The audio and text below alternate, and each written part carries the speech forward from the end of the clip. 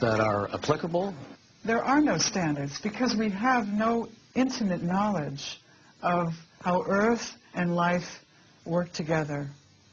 Many times we've experimented on various different things, and that didn't turn out the way we expected it to. It can get as big as what's been determined to be safe in the environmental impact statement. It can't go any bigger than that.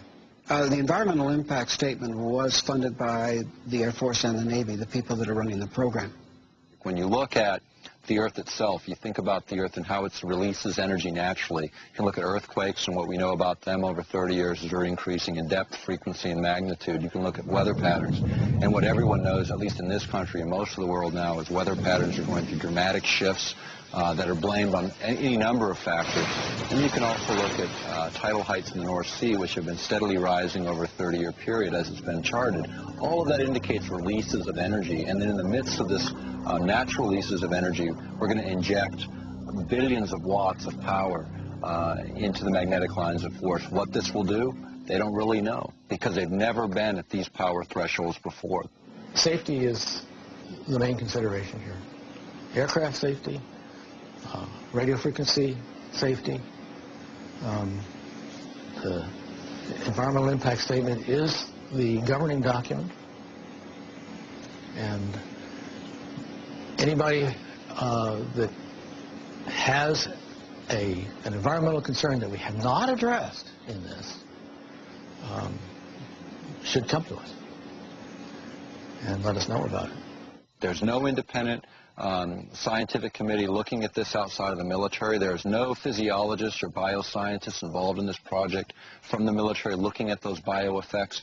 We think it's a narrowly focused program in the sense that the bulk of it is military-driven. That's what's driving the budgets, and that's what's driving the program. The military research is one line of work, and I would say the medical research is another line of work, and for the most part, these two groups are not talking to one another. There are a number of scientists like myself who are concerned about this, who are in fear of what HAARP could do to the planet. Not only mind control, but weather changes, possible earth changes, earthquakes, things like that. And we all need to band together. We need to contact each other over the internet. We need to lead a discussion on this, and scientists need to contact their government representatives and tell them what they feel about this. Our critics have talked about HAARP and some of the problems they perceive.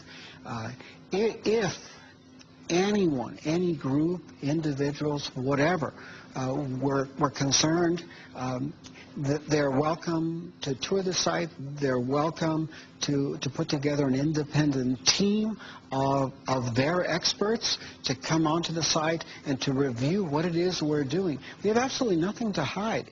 We need to bring in people from all walks of life to study the possible consequences of this technology. We don't know the effects. I don't think we should move blindly forward and just do these experiments. We were recently invited to Brussels to speak to a group of parliamentarians in an organization called Global International, and we were able to present HAARP as an issue to over 60 parliamentarians from 40 countries. And what was important is it really was the first time many of these folks had heard much about this project. But I can tell you that the international interest has been growing. The scientific community is starting to wake up to the issue. And what we're seeing is more people willing to go forward and speak out. I'm concerned that the people who understand that all life is interconnected aren't the people that are making the decisions about these experiments on our ionosphere. What air I breathe, everybody else breathes. Water, and air, and the land, our life. Let's do what we have to do to protect it. As living systems, we're open systems, and we can't draw the line between where our boundary stops and where the boundary of the non-living domain begins. The Earth is a living organism.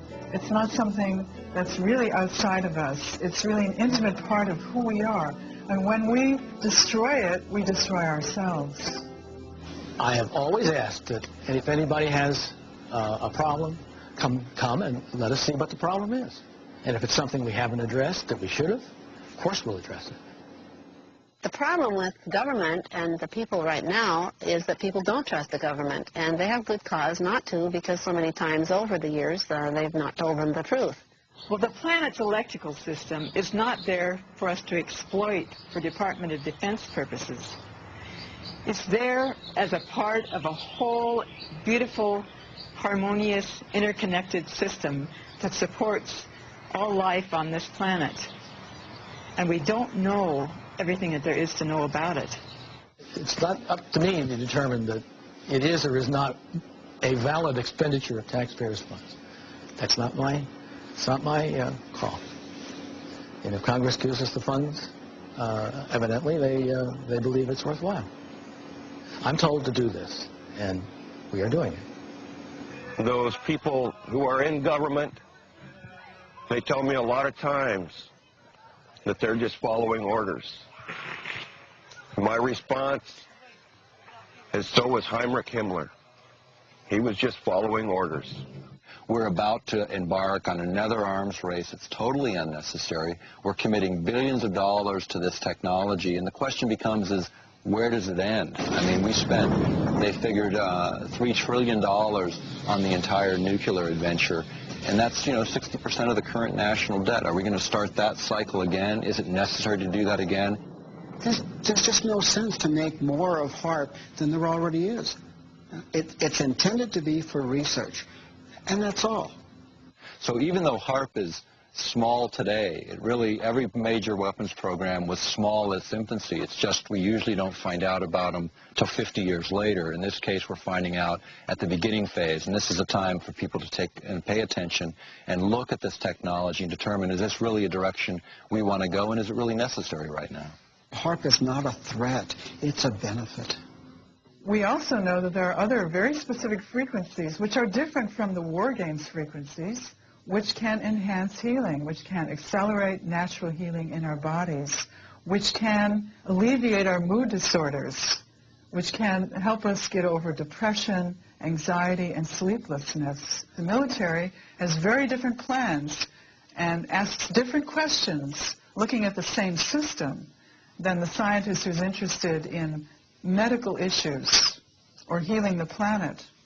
It may not be that the Earth will die, but we will not be able to sustain human life on this planet if we continue to add one element of destabilizing technology after another.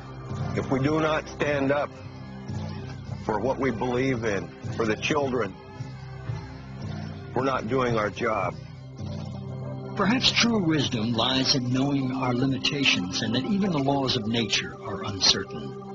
In view of these technologies, we're left to wonder, do these experiments jeopardize our long-term survival?